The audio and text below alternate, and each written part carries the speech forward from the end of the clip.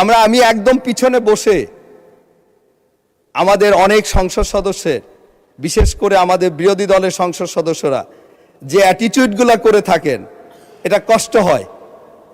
দেখি তো আমি পিছন থেকে বসে, দেখা যায় সবাই তাদের অঙ্গভঙ্গি, তারা যেভাবে কথা বলেন, যেভাবে অধ্যত্ত অনেক সময় অনেক আচরণ করে থাকেন, খুব কষ্ট লাগে। মাননীয় স্পিকার, আজকে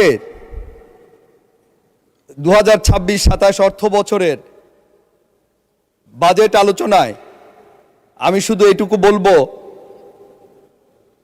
যে সামগ্রিকভাবে আমাদের যে প্রস্তাবিত বাজেট, এই বাজেটের আমরা সফলতা কামনা করছি। 11 জুন প্রস্তাবিত বাজেট পেশ করার পর থেকে 2026-27 অর্থ বছরের উপর সাধারণ আলোচনায় আমরা প্রতিদিন দেখছি বিভিন্নভাবে এই বাজেটের পক্ষে বিপক্ষে কথা হচ্ছে। আমরা শুধু এটুকু বলতে চাই, দীর্ঘ 17 বছরের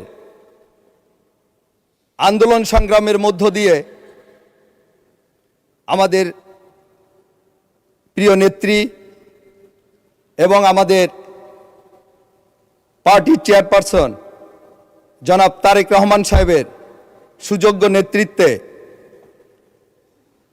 দীর্ঘ আন্দোলন সংগ্রামের পর 24 জুলাইয়ের রক্তস্নাত গণ অভ্যুত্থানের মধ্য দিয়ে 5 আগস্ট ফ্যাসিস্ট সরকার পালিয়ে যাবার পর ফ্যাসিস্ট বিরোধী যত শক্তি ছিল, সবার সমন্বয়ে অন্তর্বর্তী সরকার তাদের প্রথম এবং প্রধান যে কাজ, একটা অবাধ সুষ্ঠু নিরপেক্ষ নির্বাচনের মধ্য দিয়ে গত 12 ফেব্রুয়ারি এদেশের মানুষ যখন অকুণ্ঠ সমর্থনের মধ্য দিয়ে বাংলাদেশের সবচেয়ে জনপ্রিয় দল, সর্ববৃহৎ দল বিএনপিকে জনগণ তাদের প্রত্যক্ষ ভোটের মধ্য দিয়ে এদেশের রাষ্ট্র পরিচালনার সুযোগ দিয়েছেন এবং আমাদের প্রিয় নেতা জনাব তারেক রহমান সাহেবকে প্রধানমন্ত্রীর দায়িত্বে অধিষ্ঠিত করার পর থেকে, সেই ডে 1 থেকে আমরা কিন্তু দেখেছি আমাদের প্রিয় নেতা আমাদের নির্বাচনী ইস্তেহার অনুযায়ী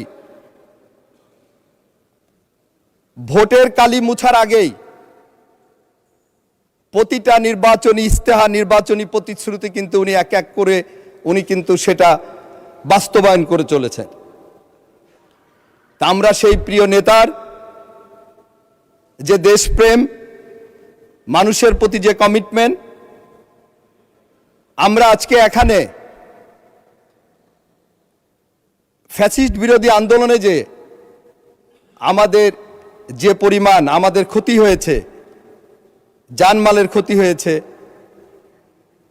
আমরা আজকে এখানে যারা জনগণের ভোটে এখানে এসেছি, আমাদের কারোরই কিন্তু দেশপ্রেমের কিন্তু কোনো ঘাটতি নেই।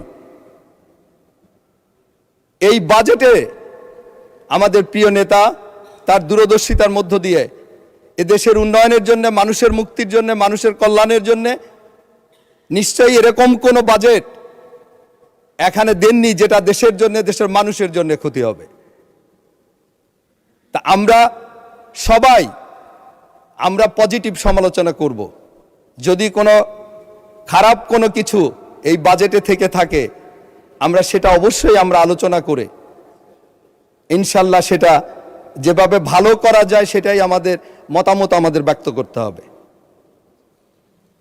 আমি একদম পিছনে বসে আমাদের অনেক সংসদ সদস্যের, বিশেষ করে আমাদের বিরোধী দলের সংসদ সদস্যরা যে অ্যাটিটিউডগুলো করে থাকেন, এটা কষ্ট হয়। দেখি তো আমি পিছন থেকে বসে, দেখা যায় সবাই তাদের অঙ্গভঙ্গি, তারা যেভাবে কথা বলেন, যেভাবে অধ্যত্ত অনেক সময় অনেক আচরণ করে থাকেন, খুব কষ্ট লাগে। আমাদের সবাইকে কিন্তু মানতে হবে যে আমাদের প্রত্যেকের একটা নিজস্ব আইডিওলজি আছে, রাজনৈতিক মতাদর্শে আমরা বিশ্বাস করি। আমরা একটা বৃহৎ দল, যে দলের আমাদের ইমোশন কিন্তু জিয়া পরিবার। আমরা এমন কিছু করব না, আমাদের ইমোশনের উপর আঘাত করব না যেটাতে আমরা কষ্ট পাই। ঠিক একইভাবে আমরা আমাদের অন্যান্য যারা আছেন তাদেরও একটা নিজস্ব আইডিওলজি আছেন, তাদেরও একটা